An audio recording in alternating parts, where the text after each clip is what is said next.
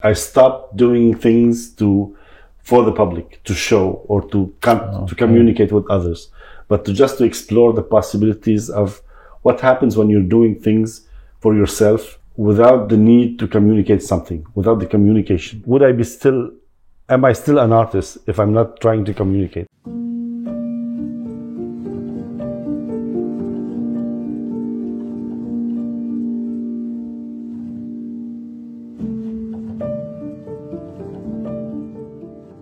Hello and welcome to the Blue Hour podcast, where we explore the minds and the worlds of visionary artists and creators.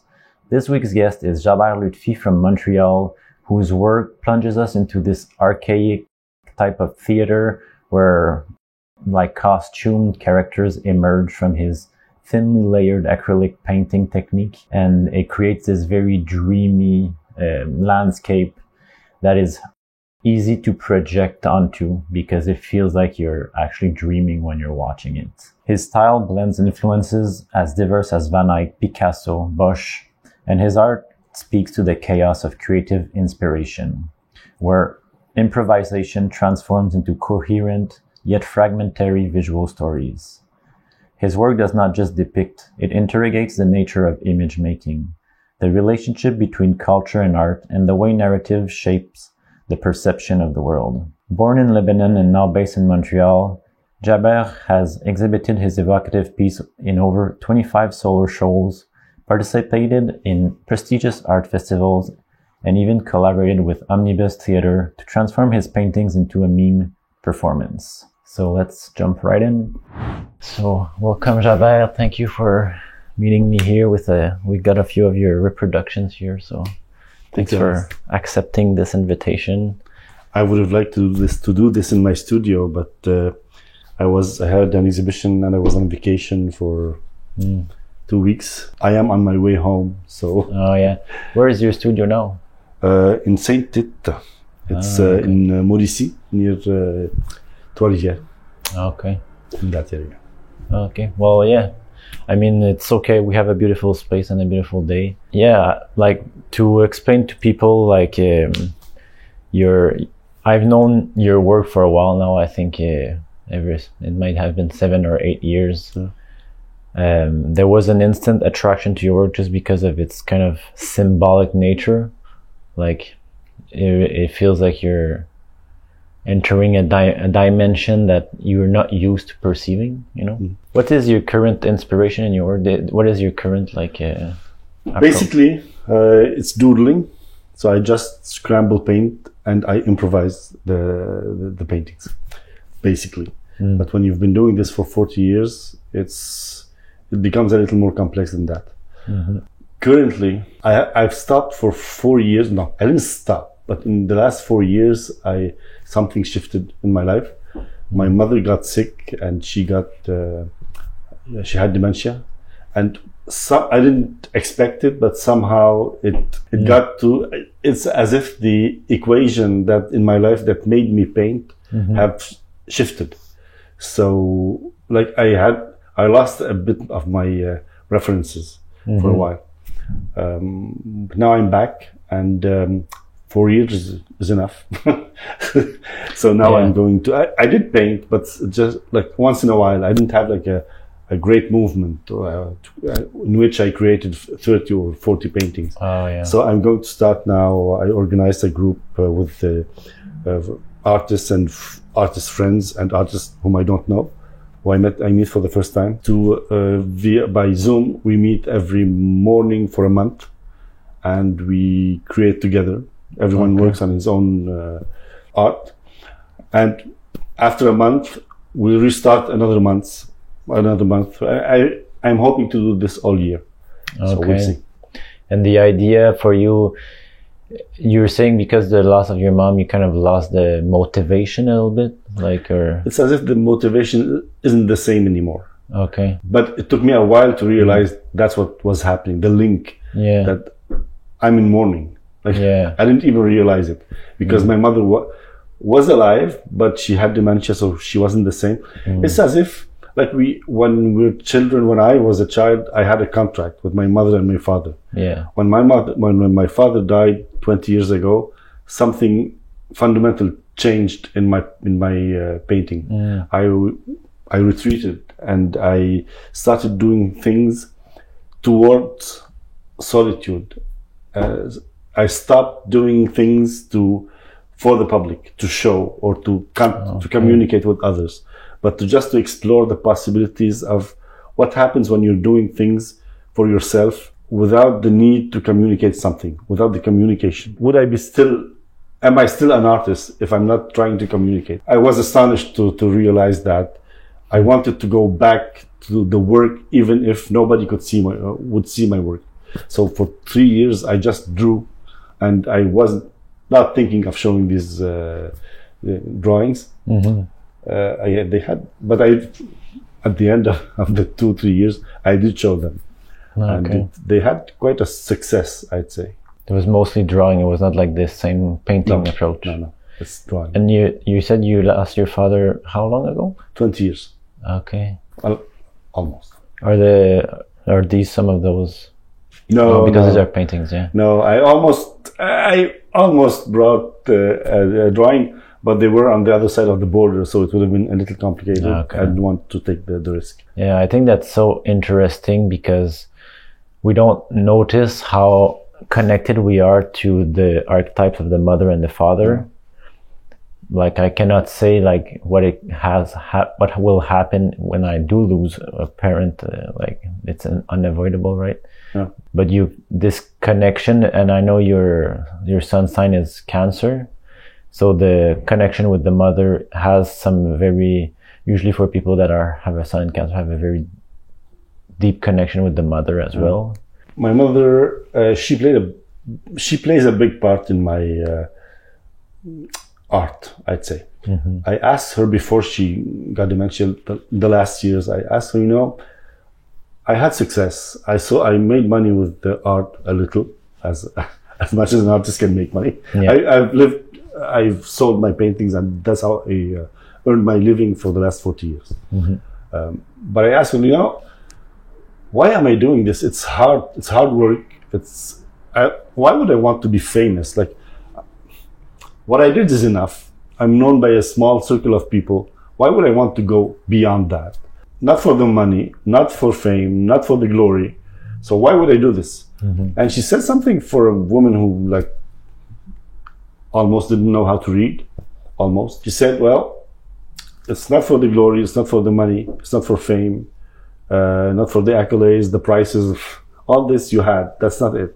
Yeah. What's left? She said, you've got the blessing of being able to connect with your inner poetry and express it in art. You should show this to others. So young artists who are starting can have an idea of what way to go to contact their own poetry. So I said, this might be a sufficient reason for me to try and become famous, but famous as much as one can. Well, yeah, because fame is one thing, but like one characteristic of fame is just that you can reach a large amount of people. Yeah. So if you have a good intention and you add value to people's life, why not be famous, right? Yeah. So now, there's a shift coming, I hope.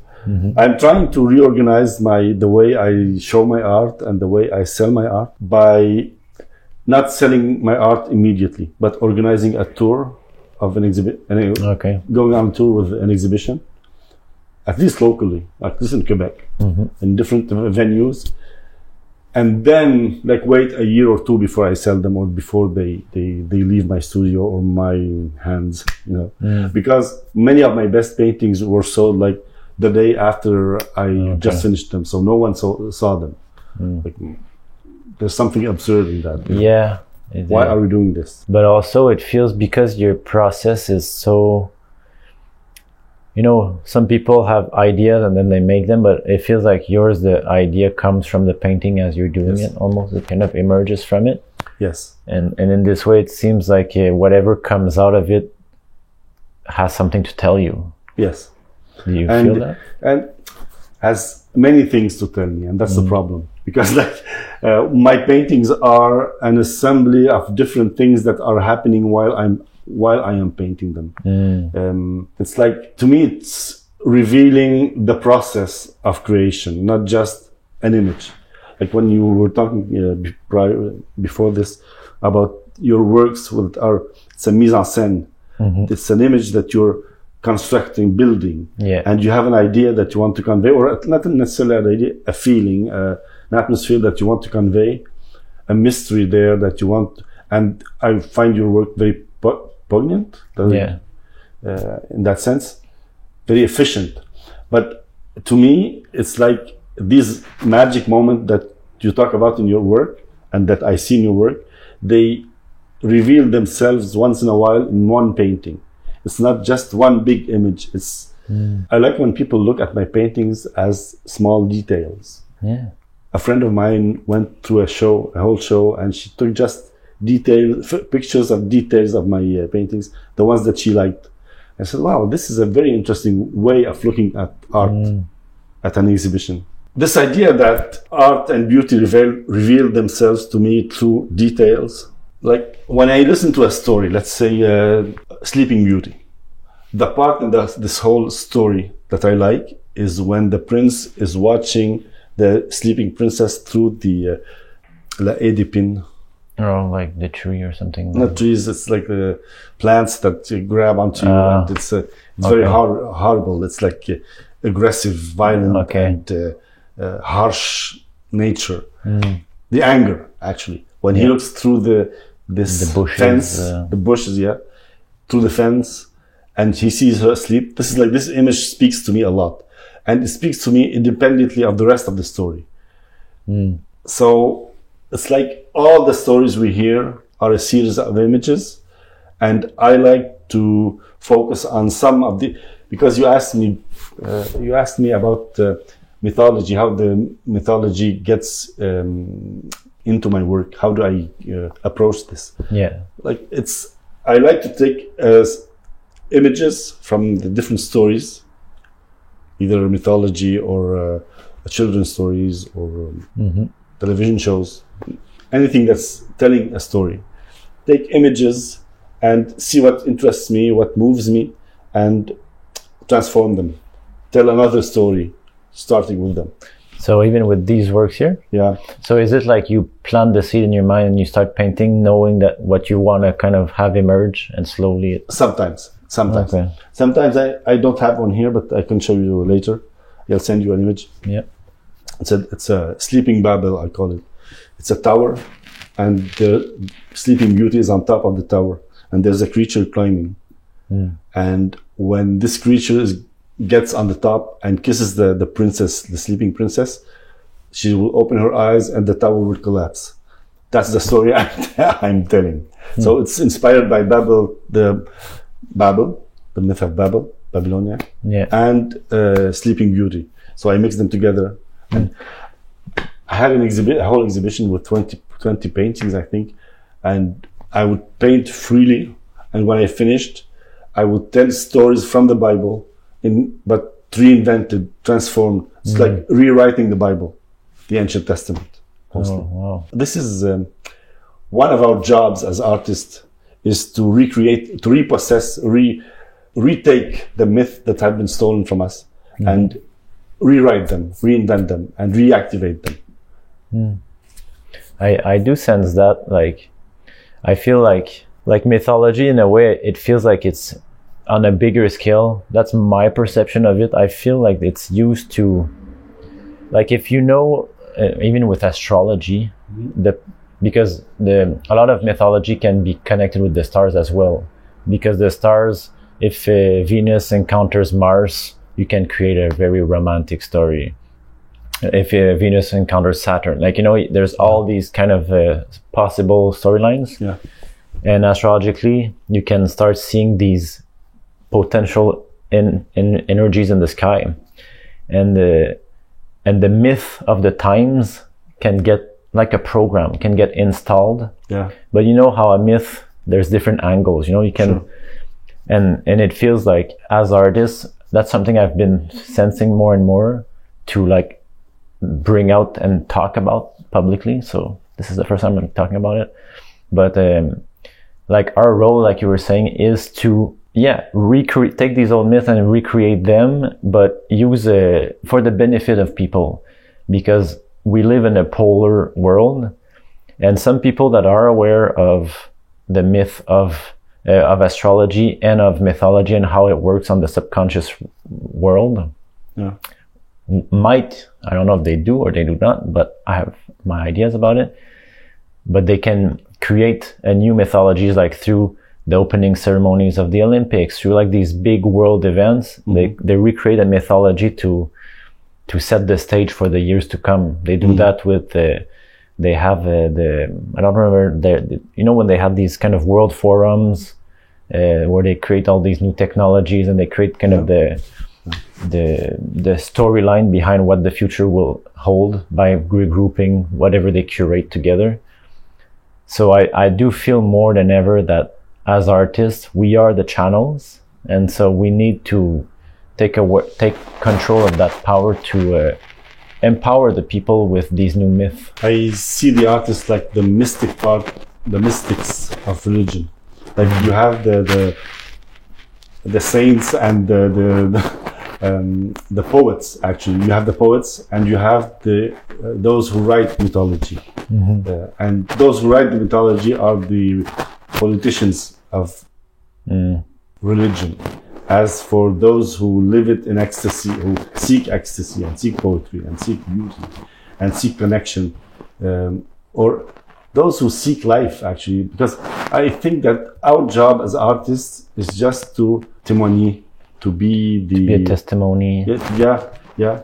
I'm giving my testimony through my work as what is it to be a free person, to be free.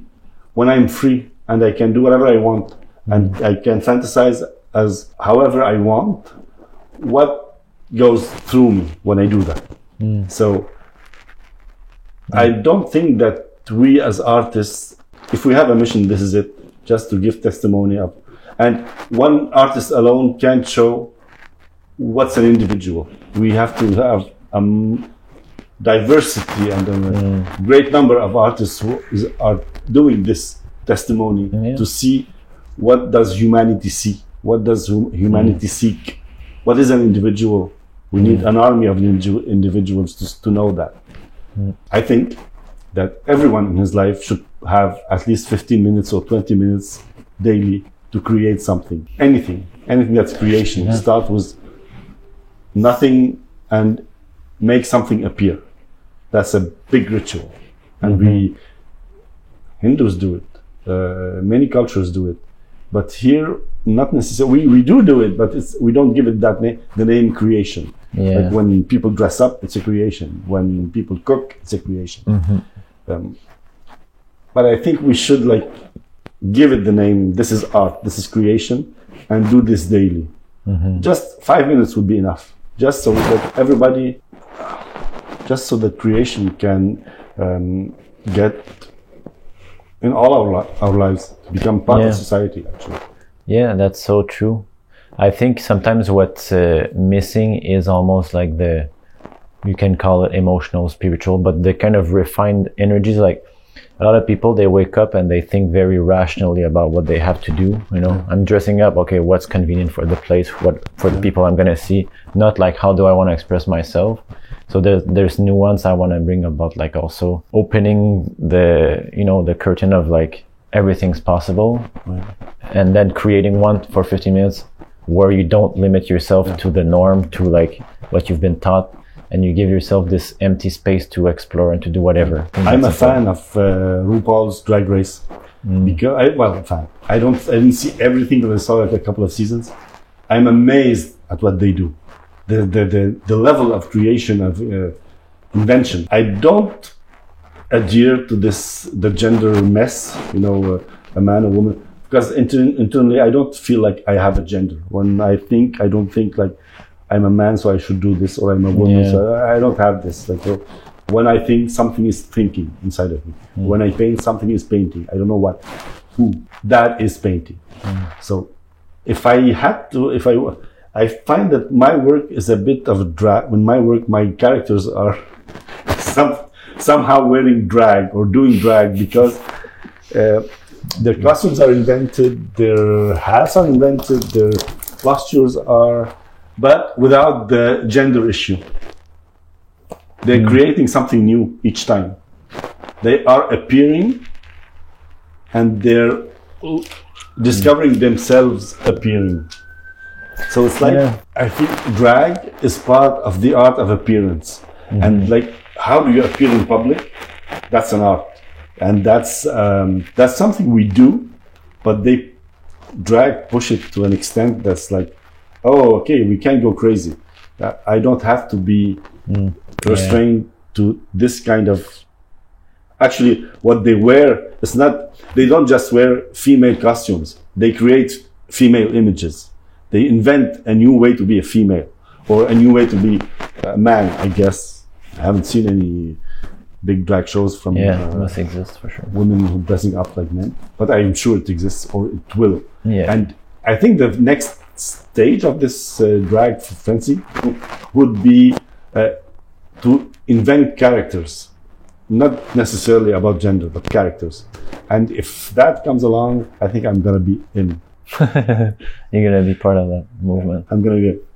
Let's create characters and multiply our possibilities.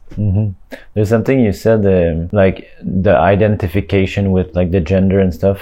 I think there is also a part to play with like. There's a documentary that kind of shifted a lot of things for me. It's on YouTube. It's called The Century of the Self. Yeah. It goes through the historical events. Adam Curtis? I don't remember who the author was, but it's a 4 parts, like 1 hour per episode. It's pretty long. Amazing. But basically describes how engineered it is, the marketing of the ego, like how we are sold individualism through giving us choices, you know, before like people would buy stuff because they need it, you know. I want to dress, I need some warm clothes, it's winter. And then since the invention of marketing, which is a lot due to Sigmund Freud's nephew. Now like he started to understand the unconscious and how you can plant seeds to extract profit at the end, like at the end of the equation. And since then, like everything is marketed and like even like, you know, the most famous one is how do we make women smoke, you know, create these big campaigns where now it's like a rebellion against masculinity when you smoke, you know, and then you're feminist. And this is just, that was like, I don't know, 70 years ago or something like that. Imagine how it has become even more intricate now into the branding, the manipulation of holidays, of wars, of this, of that. And I think a lot of these identification, they fuel something, the desire to be oneself, but it's still in the idea of like needing to like crystallize your identity into one thing. This is me, this is that, instead of encouraging openness. And I say that, but I also believe that this is what is happening in the gender spectrum is necessary. Like I feel like there's repression, and then there needs to be the other extreme where like you focus on like being the other half of the equation to find the balance where like, okay, now everything's accepted. I don't have to be this. I don't have to like, I can change, and there's less judgment at least. And what is it that you're changing? I mean, if a gender is a construct to a certain limit, but even the part that is not constructed, let's say a woman has a womb, has a vagina, or a man has a penis, and even that, what's physical, and that's not just a construction, but it's just plain reality, physical. To what extent this gender defines what I do, or what I wear, or how I act, or my vision, how I interact with reality, with the world. Like, we are free. We could be free. Yeah. We are something, but we could be something else. So what is that something else? And to what extent can we be this something else? What are our possibilities? It does feel like if we continue what we're saying with the Age of Aquarius is about like, you know, infinite possibilities. There's no more, you know, you don't need to be something. it is a more forward-thinking kind of cycle in humanity. So I do sense we're kind of like shifting towards that. So hopefully like it goes there, but I don't know. I think my feeling is that we're still in Eden. We never left. We're still at the beginning of the universe, and structures are there, and they're interacting, and the world is unfolding, and we are unfolding with it. So it's revealed, the story is being revealed to us, and we as everyone, not just artists, but I think artists, we are on the front of this, and politicians are on the front of this. Well, actually everybody, we're just watching the show. We're in it, we're part of it, but we're just trying to understand what's happening. And so it's hard to say. For me as an artist, I can't imagine saying, okay, I want to do a painting to communicate with this type of person or with this public. I can't define my public because I don't know myself. I don't know what my public knows. I can't do marketing with my paintings. All I can do is go inside myself, create something that I like, follow my lights, follow my desires, what's glittering in the dark for me, and try to embrace it. That's all I can do, and then show it to someone else. I do work for solitude, for my inner peace, or my inner beauty, or my inner poetry, my inner adventure. But part of this adventure is showing my work also, and see how others react, and see how others look at my work. It can't just be a mirror for what I'm just looking at myself. It is that, mostly. But it can't be just that. It has also to be sharing with others, showing to others, and talking with each other. I like this. There's a French author, Marie-Josée Monzin, who says that she specializes in the image. Well, where do images come from? Okay. What is an image? And she says an image, an icon, that's where our imagery comes from, the Byzantine art. She said, an image is not just, an icon is not just the object. It's the object, it's you and me looking at it and discussing it. And that would reveal to us who we are. What is this object? What are we? Through the object, we reveal ourselves. That's a bit how I see like this podcast, you know. It's like I'm surveying different minds of people I know are engaging with like lots of reflection, you know, because you're definitely someone that will reflect a lot about society through your work and all those things. And then when you look at the few seasons I'm going to be creating of the Rosenbrock podcast, the Blue Hour podcast, you start to get an idea. Like the more points you have around the circle, the more you know where the center is. Yes. And you can start seeing like what's emerging in the center.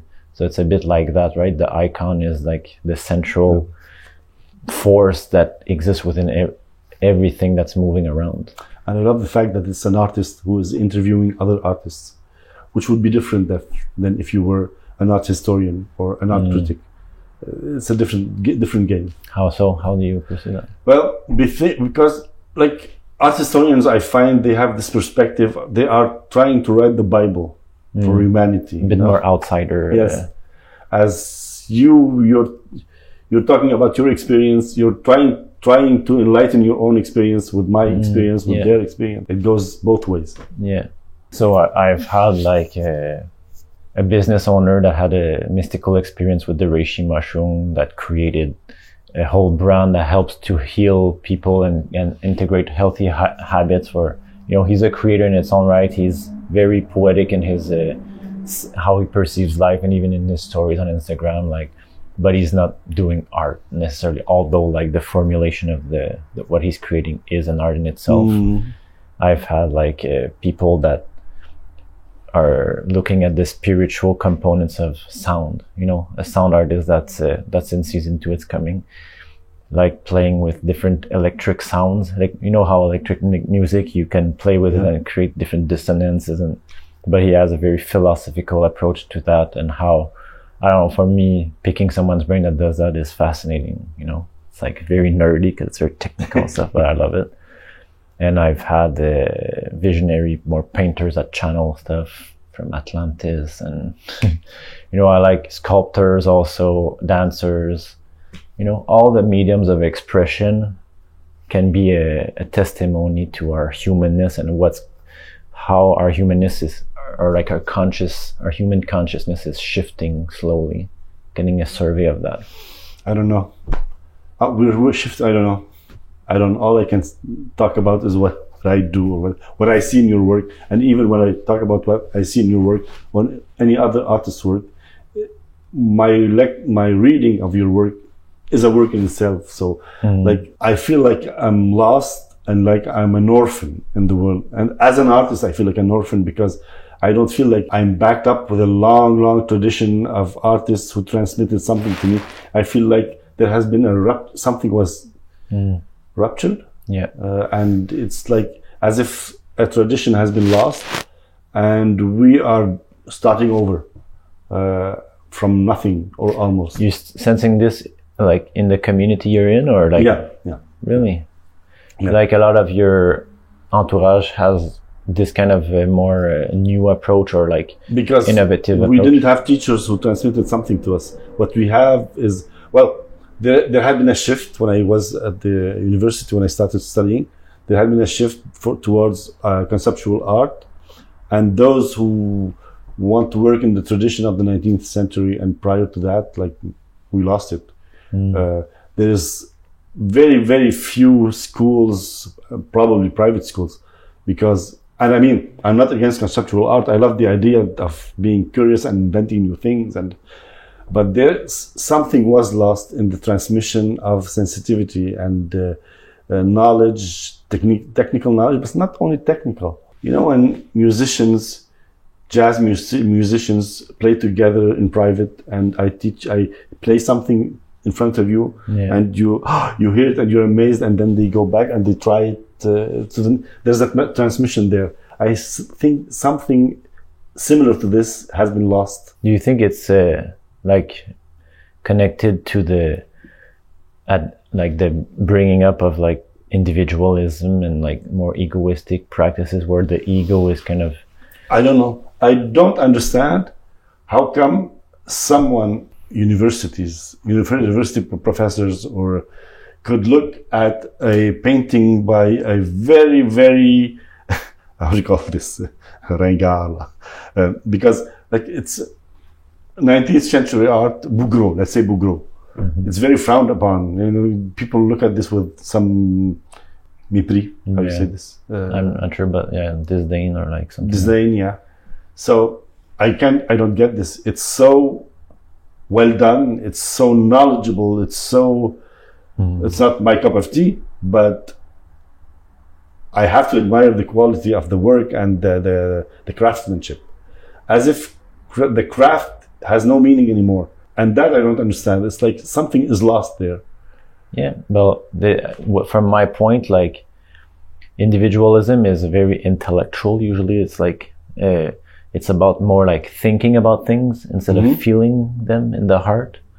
The heart is also connected with spirit, you know. It's the heart is where your magnetic field connects everything together. So in this era of like hypermaterialism and like intellectualism, everything is more cerebral, and so if it's not like someone that is hyper thinking of all the concepts in his or her work, it's not seen as much by institutions, and the institutions govern the museums, govern like all those places where we show the art, right? So and that's why I like to study also astrology, because it's so much far away from what's happening. Yeah. What I like about the fact that you're studying astrology, actually, it's like you're creating your own language. Why not? Why not study that? Why not? In all the noise that's giving us orders to what to do, how can one get into his own mind, her own mind, and making something appear that is personal, original. That is a big, big adventure there. It's not easy to do. It's complex. But I think that we have to train for it. Because otherwise, I agree. We're surrounded by orders. Yeah. Just obey. And our mind, because of mass manipulation to like, you know, like whatever is mainstream is mass manipulating the masses. Or like, if you look at what's on Netflix right now, the series, you can probably get a good idea of what's in the masses' minds. Probably. And how they're playing out their lives. Probably. Because it's directly linked. It's a program. Whatever you consume, you become. So same with the food. But the mind is a sponge. It absorbs a lot more than we think.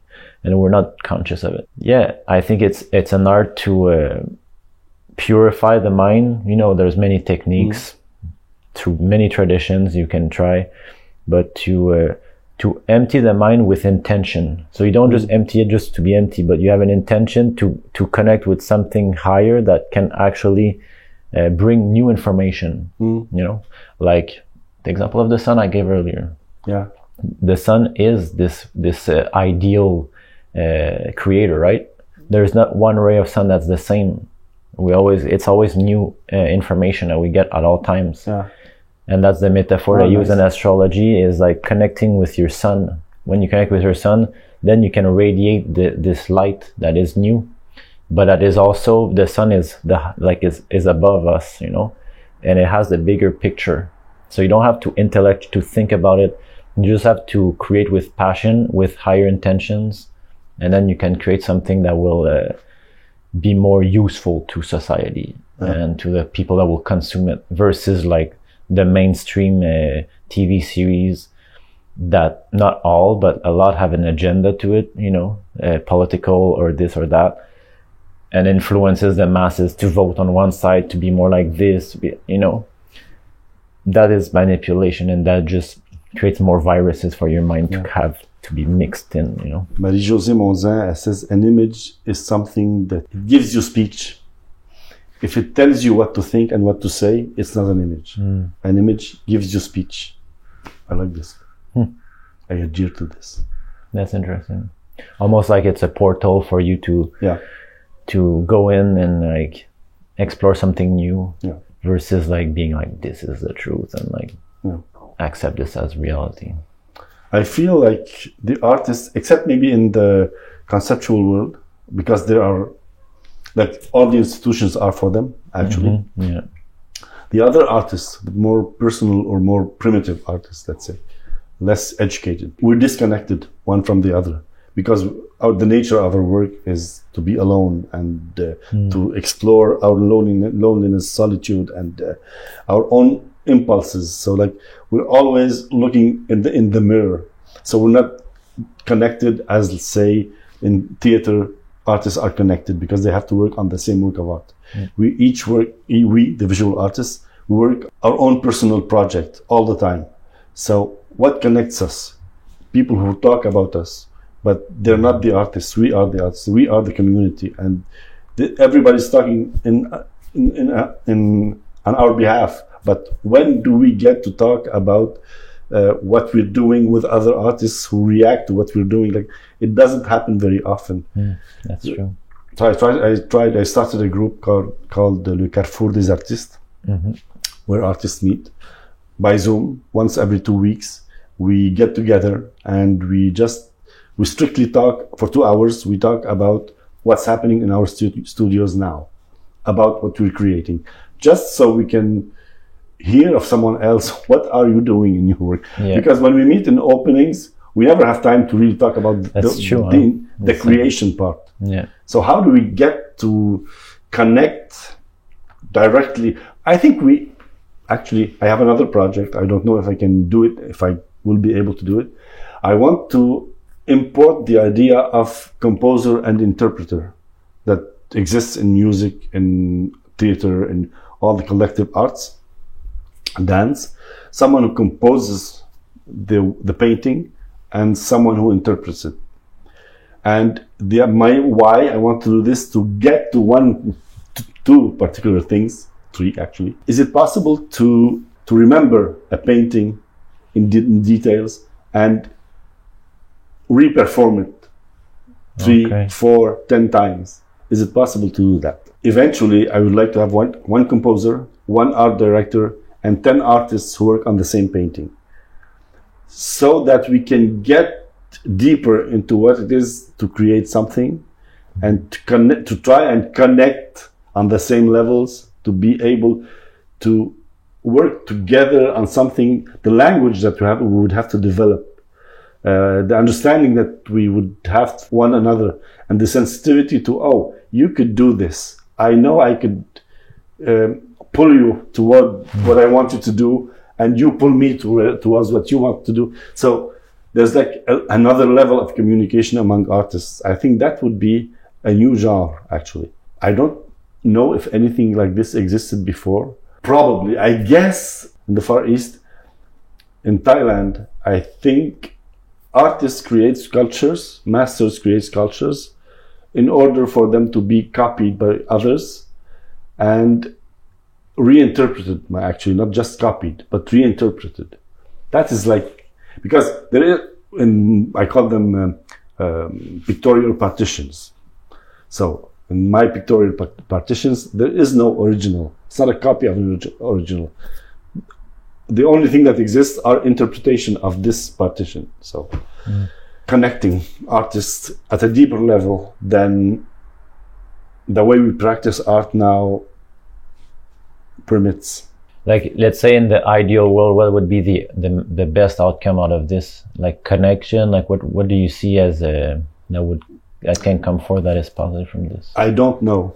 Okay, it's like an experiment. Yes, I think it would bring us more complex paintings if we do it in painting, because when I started to experiment with this, I did it in painting, but it could be done with sculpture, with any medium, actually. I think what I'm expecting is a deeper knowledge, more refinement for artists, because if I can name things when I'm painting, I can master them more.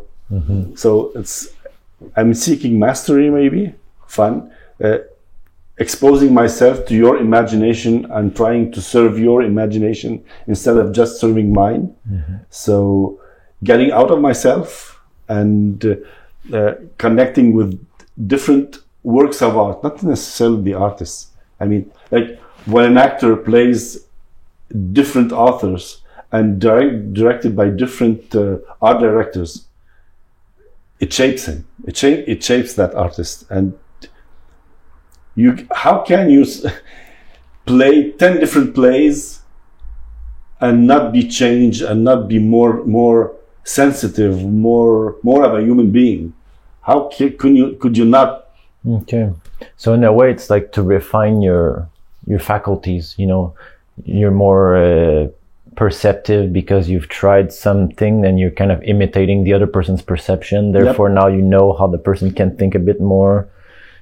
And in a way, it's kind of like working on your empathy. You want to connect with the person and be able to project yourself in their minds to understand how they do things. Mafalda, she's standing on the beach and says, God, son, you that enlightened Shakespeare, contaminate me. So this is it. Like, and it's probably also the reason. It's calling the sun, actually. Yeah, it's related. But you know, like how so many contemporary musicians, they recompose Vivaldi and Chopin, because this seems like it's work that has been channeled. You know, it's such a enlightening music, and so you copied it. And even I was studying in the Academy of Fine Art. That's what you do too, right? You have reproduction of some painting, and you reproduce them to try to understand how they took decisions.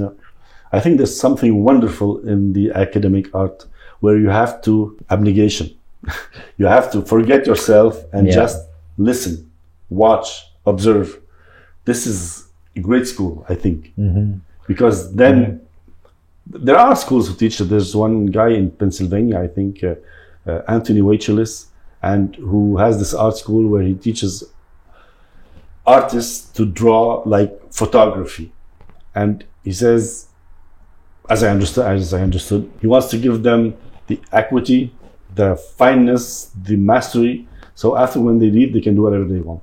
And there's the students there, they do amazing things. The link that that was lost and that I'm longing for, this transmission, I think he's doing it. Okay. If I were younger, if I was like 20 or 30 years old, I would go there, spend 2 years learning, getting formed at his school, and then, but now it's too late. That's a bit like why I did fine art too, because, I had no technique. And at some point you just feel a bit limited by what you can create. Sure. If you want to create something realistic and you can't. Like abstract, you can try, even though you don't have technique. What did you study? Académie des Beaux-Arts de Montréal. Oh. Yeah. Oh, yeah, okay. Wow. Yeah, I went nice. There. I did that, but I was doing it slowly, like 1 day per week for like 2 years or something. Just to learn the basics, learn how to mix paint, how to make my colors. Yeah, and then it just brings another feeling of like... Who teaches that now? Except those private schools. Well, in Europe, there's more. Yeah. I mean, here, there's Toronto. Toronto has a big school, but like there's not a lot. No. It's hard to find in Canada. I'm sure in USA there must be a few as well. Yeah. But I also feel like there's a spiritual component that has been forgotten in a lot of like people's studies. We like to study things external to us, but like in a lot of ancient deities are based off the planets. Like a Venusian like deity, a sun deity, a moon deity, and these through the same way you can contemplate on a painting and get information, you can contemplate on the deities, and that. Especially in the Eastern deities, which have very symbolic, like they have 3 heads or they have a chopped limb. It's all symbolic things that are kind of universal. You can understand by contemplating, and then you get pieces of the puzzle. What does this energy mean? And then you can start to integrate it in your life. And then it's like a loop also of learning values, which will inform your work in different aspects. And I think this kind of component, which is a component of understanding how our mind works, needs also to kind of be brought back as like spirituality, because of religion has been kind of suppressed in society, brought back to like the more, I don't know, you don't need to call it spirituality, you can call it consciousness, the study of consciousness. How can we evolve our consciousness through symbols, through different techniques? And I think that should be in the future, in my opinion, also an important source of our inspiration. I think that's within, instead of just without, because without you only you're taking in this ingredient that already exists, and you kind of reblend it, and then you create something new, instead of bringing some new innovation, that probably humanity is waiting for someone to bring, because they're waiting for the channel to be able to bring it. So I see that also as an important part of the teachers. Yes. I think we should multiply the ways to create, to learn diversity. Diversity is very important. Mm-hmm. Maybe we can close with this. It's also a question that I like to end. Like, is there something on your heart, something that you feel like is important to share for people that will see this episode? Maybe it can be a tip for someone doing art. It can be a tip for someone who wants to be a better human, like something that you feel like that is very important to you right now. Maybe that's what came to my mind. There's an exercise I ask my students when I teach to do. Mm-hmm. Go to an art show, an art fair, where different artists. Go into each booth, like 20, 40, 100 booths. Go into each one and try to find what's the great adventure the artist is trying to live. What's the aim? What's the goal? What's the poetry what's the lights that are shining there for him, for her? There's always at least one in each booth. And trying to do this, really do it and write everything you find, it's a very humbling experience. And when I did it, the feeling was like, I have so much to learn. I have so many planets to visit and so many. There is no stupid art. There's nothing stupid about art. Like if you see something that seems very kitsch or cheap, the artist is aiming at something that's bigger than he is or her, and respect artists. That's important to because there is so many types of arts and different strats of society as well. And if you respect them, you're going to respect all the intuitions that you shut down, and you're going to listen to them, and you're going to be. If you let others grow, you will grow yourself. Yeah, that's beautiful. Well, thank you so much. This was super interesting, and maybe you want to leave people with your Instagram, your website, or places that people can find your new projects as well. Actually, I'm going to build a new website soon. Okay. So just go to jaberlutfi.com and you'll find my old website. And from then maybe I'll... Anyway, you just type my name. We're not that many in the world. I think I'm the only one, Jaber Lutfi, I think. Cool. And it will be linked in the YouTube video also. So. All right. Cool. Thank you so much. Thank you very much, Alex. Thank you guys for watching. Hope that was enjoyable for you guys. Don't forget to like and subscribe if you've made it through the whole video. It means a lot and it helps the channel continue its progress towards having a bigger audience. And join our newsletter on rosenumbra.com as well. I've created a new elemental analysis tool that helps you understand where you're out of balance. So it's free on the Rosenumbra website. So go check it out.